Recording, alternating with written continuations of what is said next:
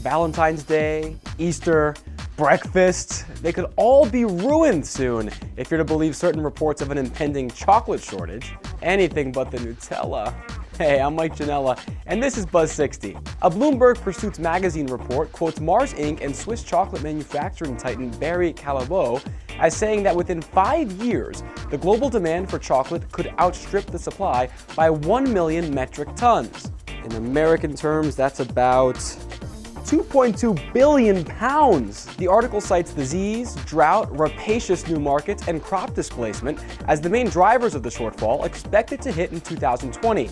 The International Cocoa Organization begs to differ, telling USA Today that there might be a small, insignificant deficit or even an insignificant surplus, adding that both are normal. Still, the Bloomberg report says potential solutions to the potential problem include improved farming techniques and introduction of new strains of hybrid cacao plants. Just to be safe, I'm going to eat this very slowly. Buzz 60, now you know. Pass it on.